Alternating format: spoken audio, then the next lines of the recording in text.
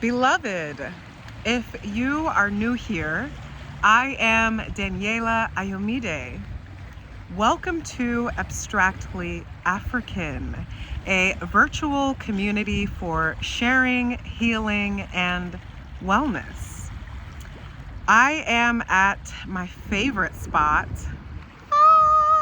I love coming here. Promontory Point. This is Lake Michigan. Check her out. I love coming to Promontory Point because I get to connect with Yeye Oshun, the Ori who guides my head. So check this out. Today we are diving into one of my favorite misunderstood heroes, Batman. And because it is winter time, I must tell you, it's my favorite season, and it's the time of year where I myself become a bit of a Batman. No, I don't run around at night with high technology taking down criminals as a masked vigilante, but I do usurp circumstances that would otherwise take me out, so to speak. That's what I mean by I turn into Batman. And the circumstances that would take anybody out in Chicago would be the cold, right? So let's talk. Let's talk about Batman's greatest enemy, or worst enemy, super villain, highly intelligent, crazy Bane. Okay? Now, I love Batman because Batman epitomizes, I would say, the nature of embodying fear itself. Batman is an incredible character for an analogy of healing.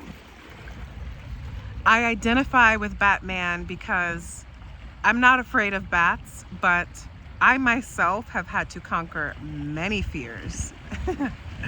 So here we're talking about fear and the dynamics that it can hold, but also what happens when you become fear itself, when you embody the presence of fear, like Batman. Here we go. I have a sneaking suspicion that young Bruce Wayne had no idea who he would become, right? His parents were slain in an alley by a cowardly thief, and at that moment he became an orphan. Yeah, tough circumstances. So what's interesting to me about the development of Batman's strength is that it came from harrowing circumstances no one would ever want a child to experience. Becoming orphaned naturally put him in a position to deal with feelings of shame, feelings of deep neglect and unworthiness.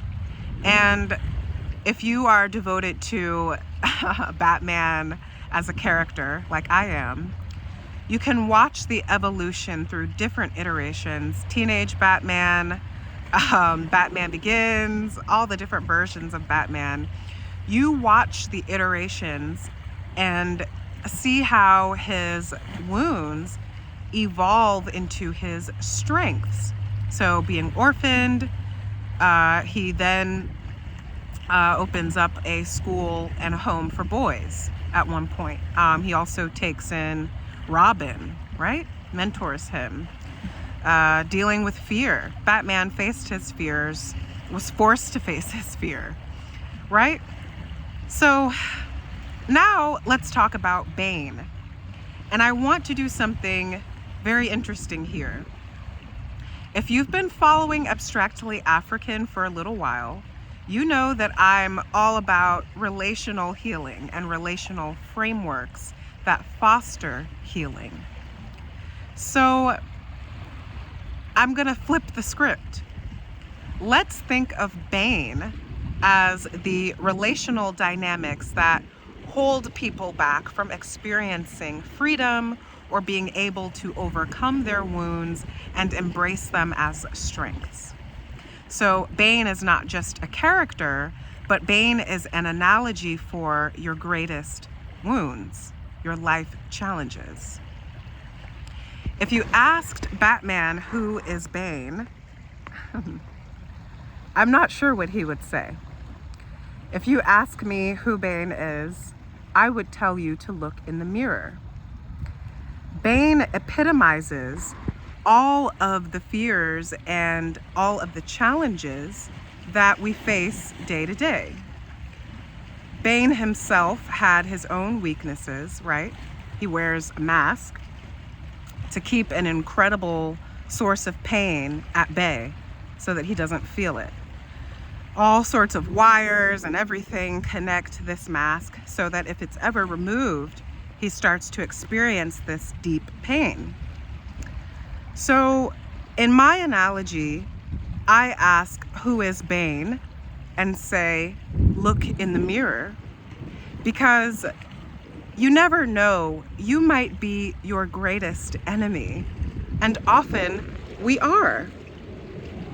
I have found that what has held me back in the past relationally, my Banes, okay, were people pleasing, being afraid of letting people down, with a sense of relational dynamics that were tied to my sense of identity, right? My Banes have also been fear of success. I know I'm not the only one who has struggled with imposter syndrome, but as a Black femme queer person, of course I have been afraid at many times in my life to shine, SHYNE.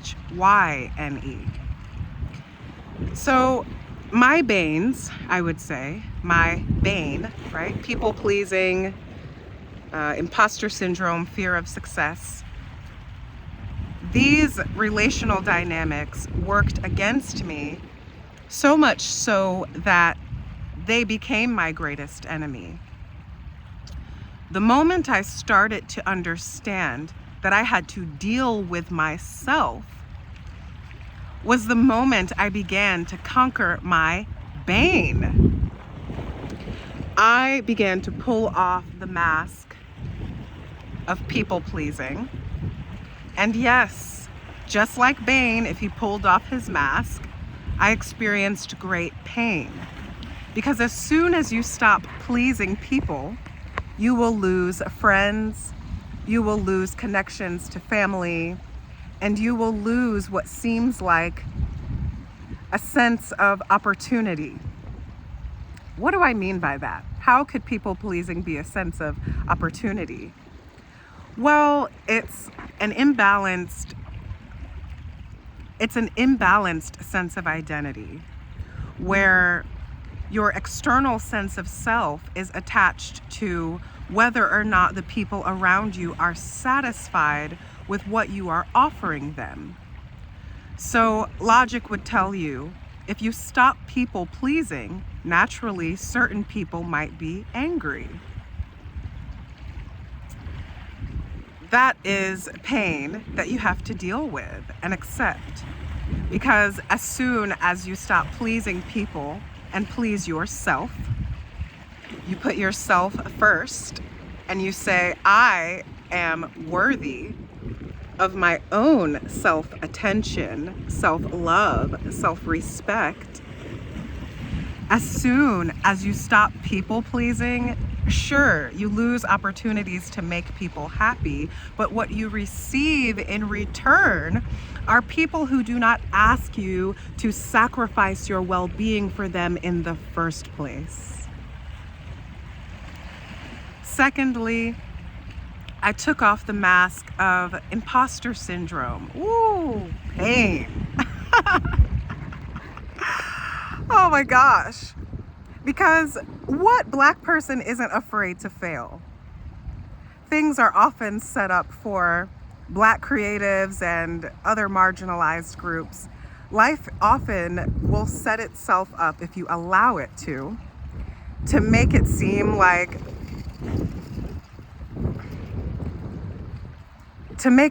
as though believing in yourself means you have some sort of ego, right?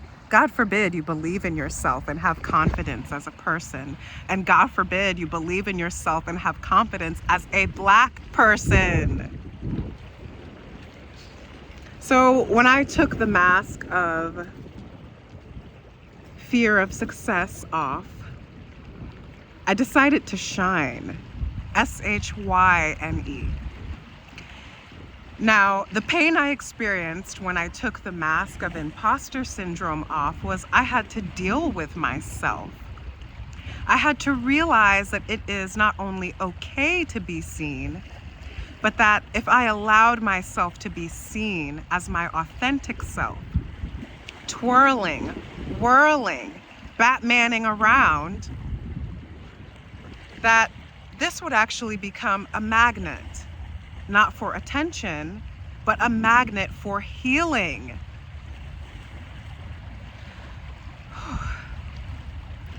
As soon as you embrace your calling, you become the embodiment of your greatest fears. You become not just Batman, but you become superhuman. Because what you allow yourself to see is that your greatest challenges are equal to your inner strength, right? So if you've looked in the mirror lately and you haven't seen a masked man with wires coming out, then you might want to look again. And if you look in the mirror and face your Bane, which ironically rhymes with pain. If you look in the mirror and face your Bane, the things that are holding you back, if you do the work, you will rise. And not only will you rise like the Dark Knight, but you will be like Batman and become the embodiment of everything that was meant to take you out. And yes, it can be hard to accept that sometimes we are our own worst enemies. That is exactly what I'm saying. But once you accept that to some degree you might be holding your own self back, then you can take responsibility for your life, for your happiness. So this is my request to you watching. I want you to look in the mirror today. Find the time to take a deep look into your own eyes. Ask yourself, what am I afraid of? How might I be holding my own self back? What is my bane? I guarantee you, what might come reflected back at you will surprise you. It won't end you. It'll give you a challenge to rise to. And when you rise to your challenges, you will become impenetrable. No one will be able to shake you because you have faced yourself. And that's what Batman did. So if you're still here at Promontory Point with me, give yourself a hug, keep going, and take your bane out. Ashe, ashe, ashe.